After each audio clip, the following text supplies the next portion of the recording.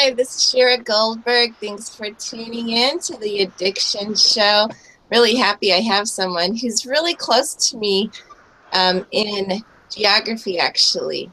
His name is Jason Smith. He's a graduate student from the University of Davis, which is a really good school if you're not familiar with it. And he's been writing for some time, although this is his very first book, so I'm really excited for him to share what the book is about with you.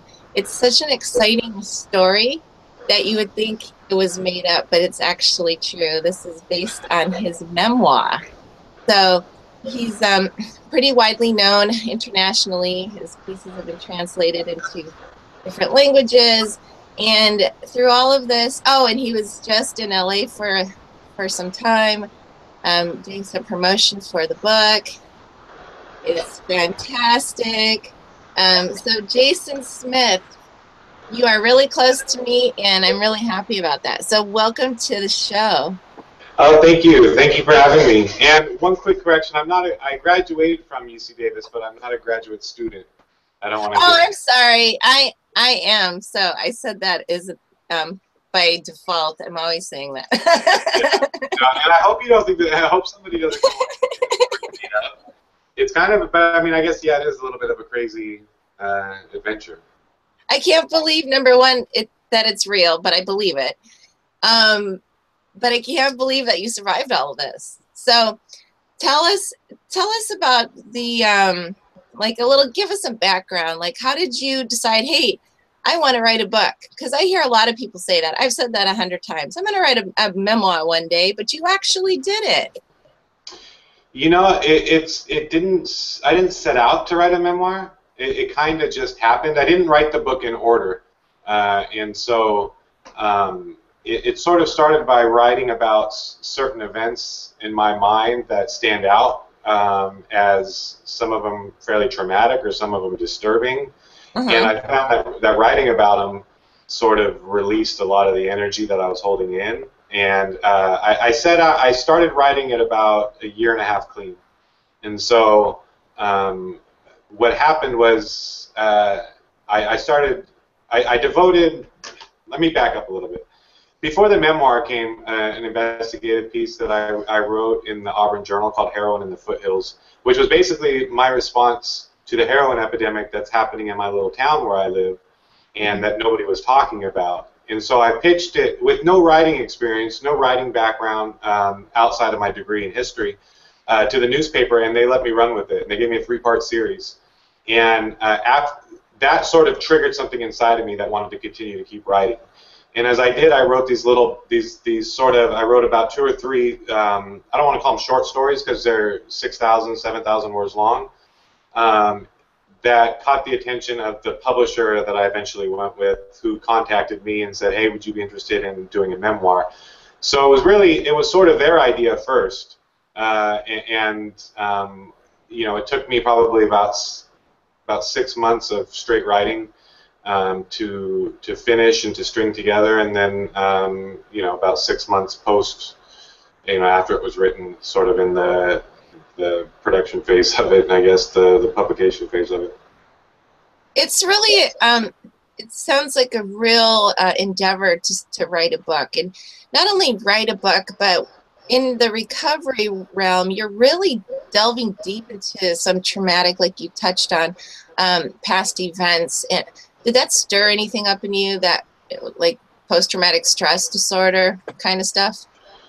No, if anything, it made me more able to deal with it. I was far enough along in my recovery, you know, in a year and a half in, where I'd already kind of dealt with all of the traumatic experiences from the book. What writing about it did was sort of like, it was like the finishing touch of something I'd already begun dealing with. Where I wouldn't recommend writing a memoir and being new in recovery. I think that could be dangerous. And in fact, I met with Jerry Stahl when I was in LA, and we sat down and talked. And you know, he relapsed writing Permanent Midnight. You know, it does stir certain things up inside of you that I think if you're not ready to deal with those, it could be harmful. The flip side of that is you can get a really brutally honest picture of what your life looks like when you write it. When you know, if you sit down and you write down a certain, and my life has been more than addiction. You know, my life hasn't been all drugs, but this memoir is focused on that. Mm-hmm. And so to really sort of take one aspect of my life or one theme and put it on paper and really look at it, sort of gives you a more complete picture of you know, how you got to where you are. So this book is brand new. So tell us a little bit about how this came about, your addiction. So the addiction started as what we're seeing statistically across the country through legal drugs. And it started from a back injury from a car accident when I was 17. And, you know, I didn't realize how much, if you would have asked me before I wrote this book, like, what was your childhood like, or what were your teen years like, I would have said they were great, they were normal, you know, no big traumatic events, no anything like that. Writing the book, you actually get to see those things and realize, oh, maybe there were some things underlying before I even started the drugs that you know, the drugs were a really unhealthy way to deal with, but at least they were a way to deal with them. With me, I was never into drugs in high school, never touched them, never even smoked pot when I was 17. And the first time I felt that shot of Dilaudid in the hospital after my injury, and it was really sort of a perfect storm because I had a football scholarship to go play football, and I lost it because of the back injury.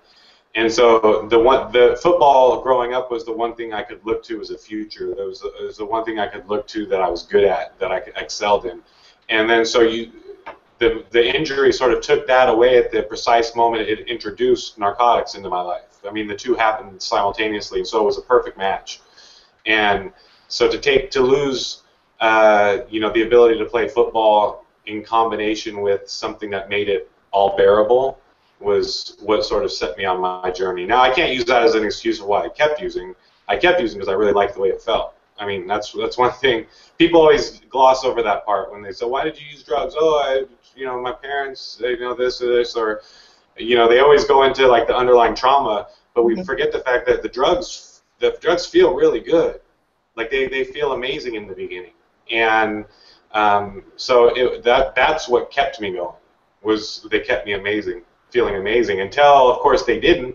By which point it was too late because I needed them to not be sick. And so there's that weird arbitrary line, like I used for 16 years, and there's that, I don't know what point I crossed that line, but there's that line that the universe sort of arbitrarily draws, and it decides when that point is. But it's, you go from wanting the drugs to needing them.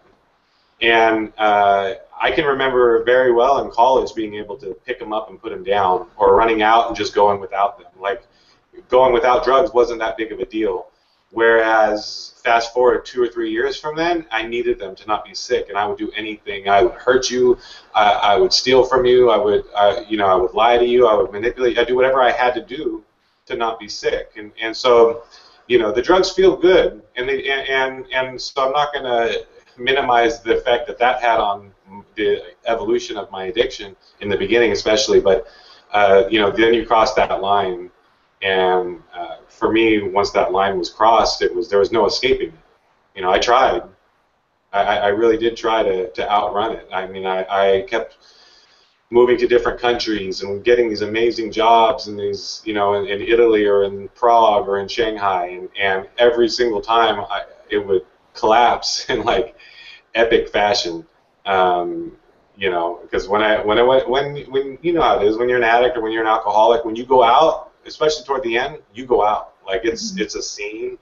It's not like a little secretive, you know, thing. It's, for me anyway, it was a very I think for everybody. yeah, just sort of an epic fall, you know. Yeah, it's like the Thelma and Louise ending. It's like you just have to go out and make a scene while you're doing it. So tell us about the book. Like, you have some really amazing, I would say, adventures. But the way I'm saying it sounds like you had some adventures. Like, but these are some life and death situations that you were facing, And I'm just so surprised that you were able to not survive them, but you're in one piece. So Yeah, I mean, that was a one couple thing. adventures. Yeah, I'm sorry? Oh, I was just going to say, share some of those adventures that you wrote about. Yeah, I mean, I write about, you know, I'm very clear about sort of how I got into the addiction, and but you know, in terms of the adventures, there's an overdose in France on OxyContin and Xanax, which, in fact, that's part of where the title of the book comes from. The title of the book in the first chapter, which is also titled "The Bitter Taste of Dying." It's my story of when I found my uncle when I was 14 dying of a heroin overdose, and there was no adult around. It was just him and me, and the experience of that. And when he was dying, I gave him mouth to mouth, and he had like a handlebar mustache.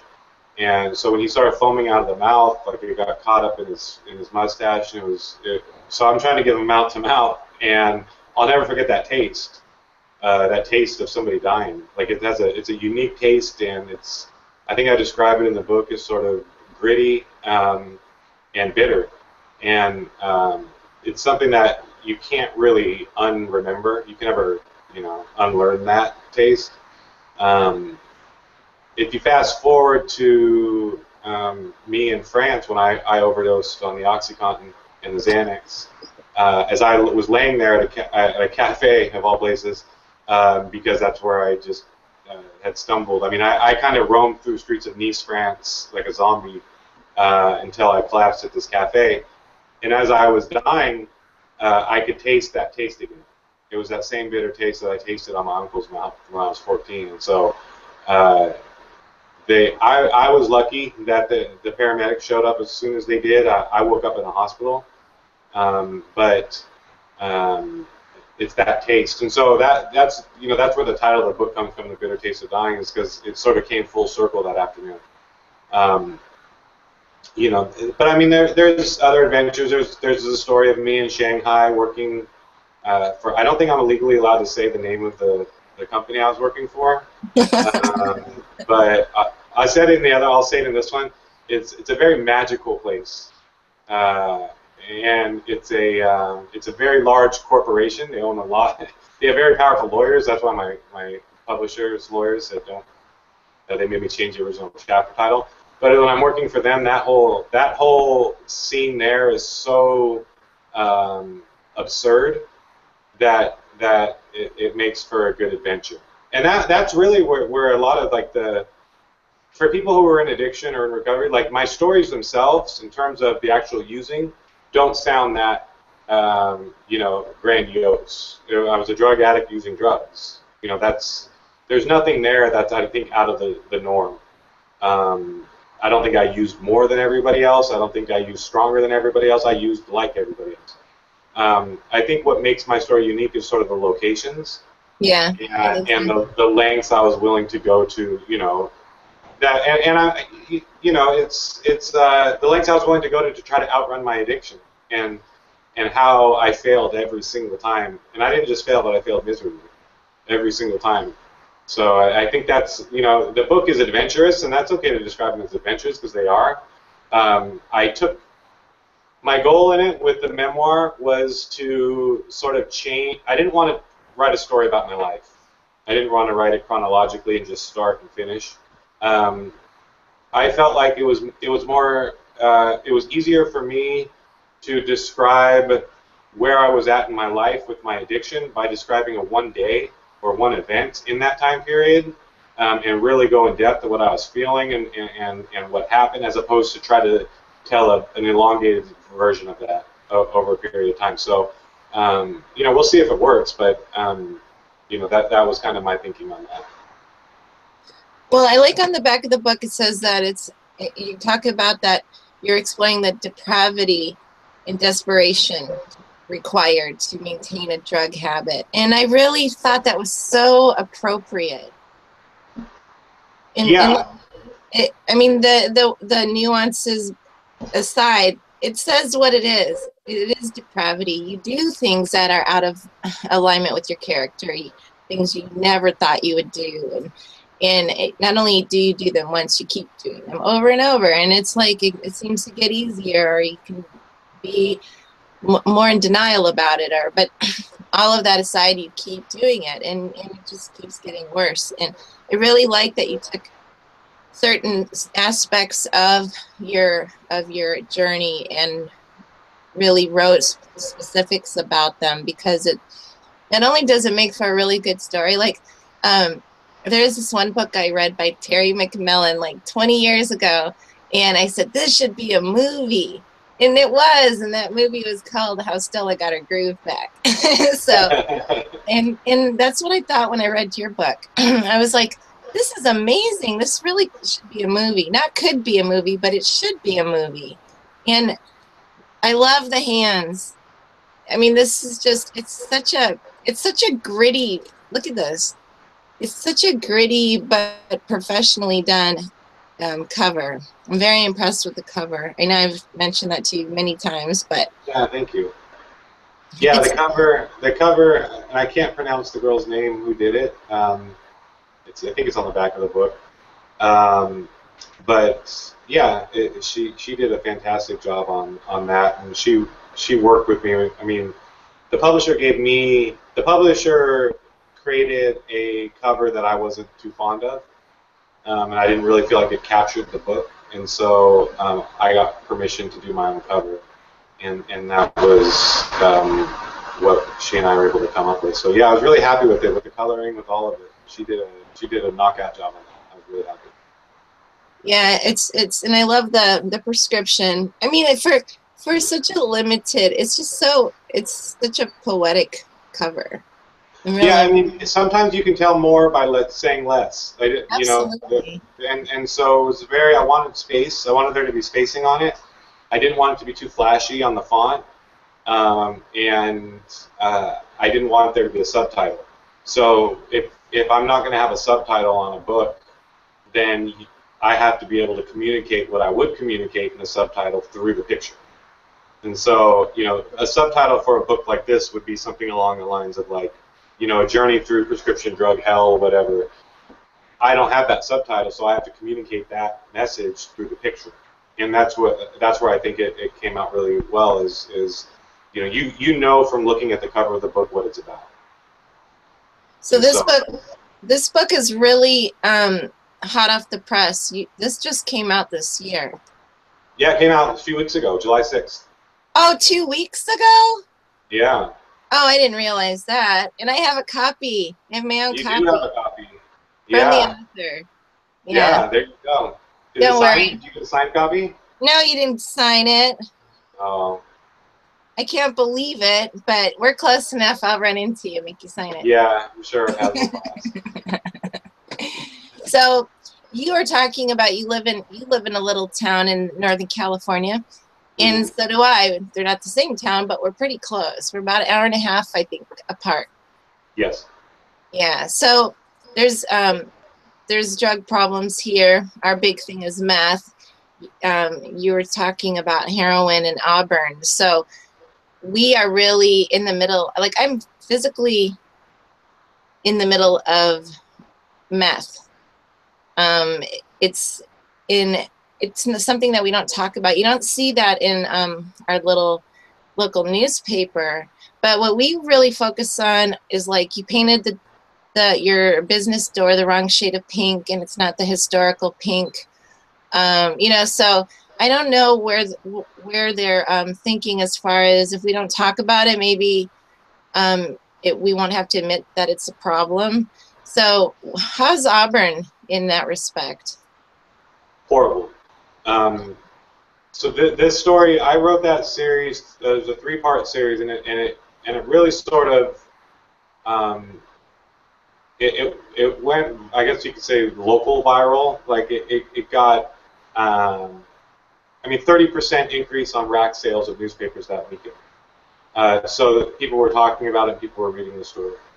And if you go onto the Auburn, if you search heroin in the Foothills Auburn Journal, and you go and beneath each part, you'll see like the community discussion that happened as a result.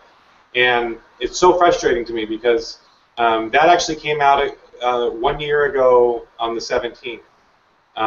So almost exact on July 17th of 2014. And in the last year, nothing's been done. The newspaper hasn't followed up on the story or followed up on anything touched on in the story. The city council hasn't done anything.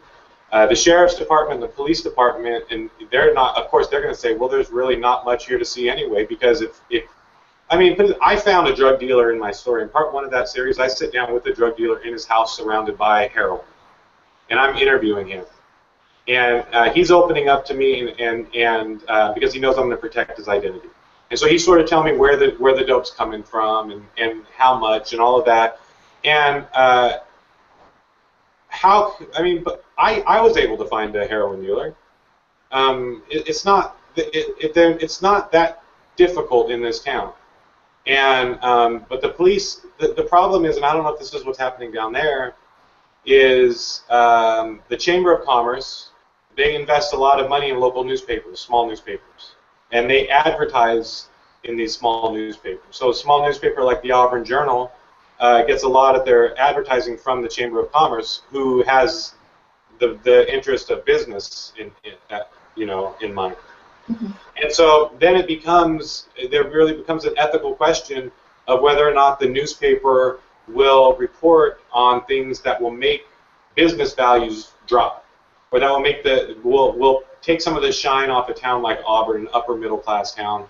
Will it take some of the shine off of a town like us, and then which would be detrimental to business, the business that invests in that newspaper? So it really becomes a conflict of interest at some point. But it's easy to pretend there's not a problem. It's easy. I don't think that's something unique to Sonoma or to Auburn. I think that's all over the country. People won't deal with it unless they have to. They're not going to do it by choice. And unfortunately, the more with meth and heroin right now, and prescription drugs, we're going to have to face this problem eventually. And really, in my opinion, reevaluate the way we approach drug treatment in this country and drug policy in this country. I think we're going to have to ask big questions that are going to have uncomfortable answers if we want to solve this. And I do appreciate you giving me your take on that. I'm always interested. It seems that I can't just stick to the subject matter, but I'm always looking for people's points of view on this, because it seems like those that have survived the addiction epidemic and lived to tell the tale, they're the ones who seem to be the most knowledgeable about what steps could be useful in at least, offering information, education, prevention. And that's kind of where I am. I'm like the little recovery advocate. So what you were saying about that really resonates with me, because I live in wine tasting country. Sonoma is competing with Napa for wine tasting. So you don't see all of the DUIs and cars that look like crumpled up soda cans because of all of the accidents. And you don't hear about our meth problem. And there's so many things it's like when a guest come to your house and you just start closing doors, because it's just easier to not have to clean them, and they're not going to go in there anyway. Right. So maybe that's a great metaphor. Yeah, so I think we have the beautiful Sonoma Square. They put money into funding a live cam. So I'm like, okay, well, that's nice, but I don't see the any effort as far as our city council or our newspapers. And I think pretty much for the very same reasons you don't see them in yours. We don't want to scare away the interests that benefit us economically, which are tourists. And if that's going to be, and that's fine. Like I would prefer they just came out and said it. Mm-hmm. I would prefer they just came out and said, you know what, look, we're going to not sit outside wineries and wait for people to pull out drunk and pull them over, which is going to be bad business for the wineries who pay their taxes to the city that end up paying the police department. Like, we're not going to do that because it's a conflict of interest for us. We're the police department. We need this funding we need the tax dollars from these wineries. And so we're just going to let it slide. So if you're driving by these wineries, do so at your own risk. Just giving you a heads up, we're going to let a lot of it slide. And when there are accidents, we're going to scoop them out and get them out the way because that's bad for business. Like, I would have much more respect for that level of honesty, political honesty. Or if they were going to say, if they were just going to say, look, heroin's bad. We're not going to, as a county, fund treatment. So if you have money or you're well off, chances are you have a good chance, at least at starting the journey of recovery. But if you are living in poverty, which a higher percentage of Americans are every year, then you're probably not going to make it. Like, your heroin addiction is probably not going to get treated. And we're sorry about the whole prescription drug epidemic that led up to the heroin epidemic. That was our bad. We're gonna, but from here on out, that entire generation of people who got hooked legally, we're just gonna have to write you guys off, and we're not gonna pay for your treatment. We're not gonna ask the pharmaceutical industry who lied to the doctors to get these drugs on the street. We're not gonna ask them to fund it because we don't want to piss them off because their lobby is so strong. So, like, you guys are just kind of out of luck. Sorry. Like, I would have a lot of respect for that kind of honesty. I would disagree with it, but at least it would be honest. At least it wouldn't be phony, pretending to care, or making only doing things to help treat the problem, to treat it, that are highly visible and are politically lucrative. That then I would have more respect for their honesty, but I don't think that's going to happen. So I also think it's our job to call them out on that. Mm-hmm. It's our job to go to city council meetings and stir it up. It's our job to write, these things and get them into local media. If they're not going to be honest about what they're doing, then we need to hold them accountable and make it known that what they're doing isn't working. The current way of treating drugs in this country is not working. Incarceration, taking a drug addict and sticking him in a cage for X amount of time, and then when that drug addict gets out, and you cut off all employment possibilities now because they're a convicted, sometimes felon, and then their family is pretty much tired of them, so they lost that, and then you're going to just re-release them into society and hope for the best. Like, mm-hmm. is that really the best that we can do in this country? I tend to think there's bigger things at play. I think incarcerating drug addicts is an industry. It's a legitimate industry, in my opinion. Yeah, in my opinion too, it's a multi-billion-dollar industry. There's a lot of stakeholders in this, so I agree with you as far as even the people that have the programs that are used within the prison system. I mean, it goes all. It's so vast. So yeah, and I mean, let's be honest. If there was a magic button, right, in the White House or in Congress, and it was one of those like Staples that was easy buttons, a big red button. Yeah.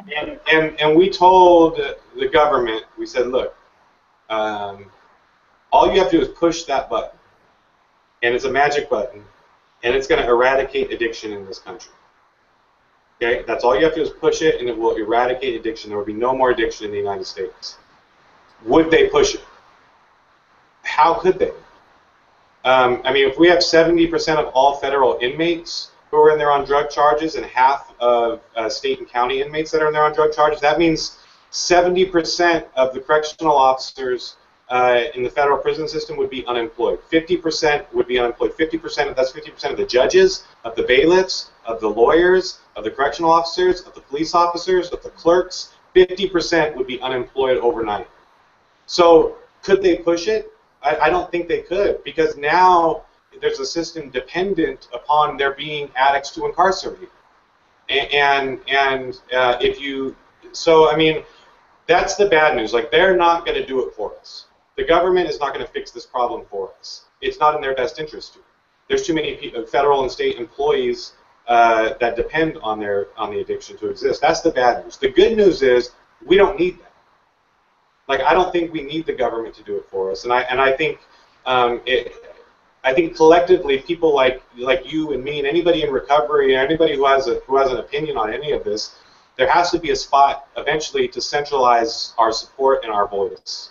Right now, I think we have a lot of little islands all over the country that have their own agendas, and by themselves, it's not loud enough to make a difference. I mean, we're coming up against, look at the Correctional Officers Union and the pharmaceutical lobby.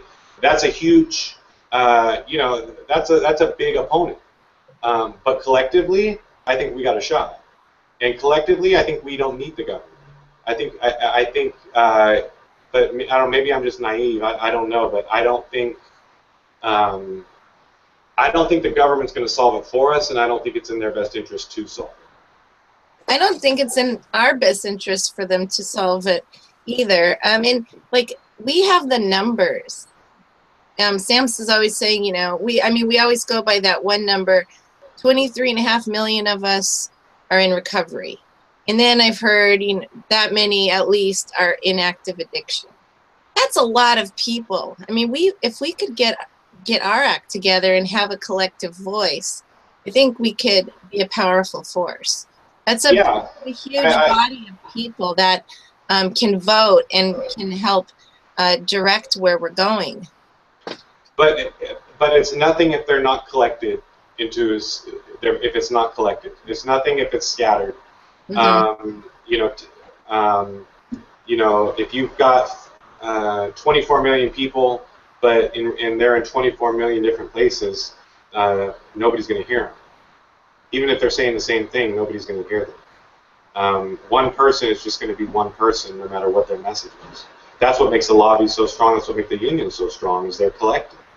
And I think for us, people in addiction, and including people in active addiction, should have a voice and should have a say in this. But you're right. There are strength in numbers, but we have to come together. And right now, there's really no centralized point for people in addiction and in recovery and who want to influence policy. There's no place for us to go. Maybe there is, and if there is, then I'm not going to count them because they're doing such a bad job. I don't know who they are, and it's their job to make me know who they are somehow. To let me know, somebody in recovery, that, hey, that's a place I can go, that's a place I can lend my voice. And I don't know of a place like that, that's centralized for the country. And so, maybe I'm just ignorant on that, but I don't see, right now, I think that's our weakness, is we don't have much say because we don't come together. And that's always an offer on the table.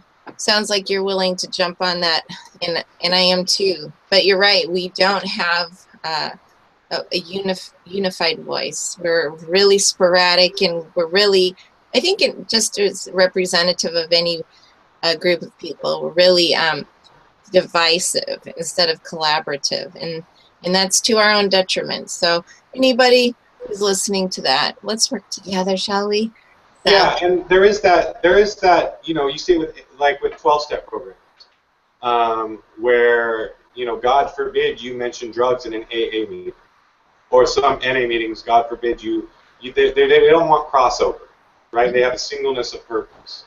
But the problem is, and this is, and I'm a member of a 12-step program, but I think one of our weaknesses is the inability to see the big picture.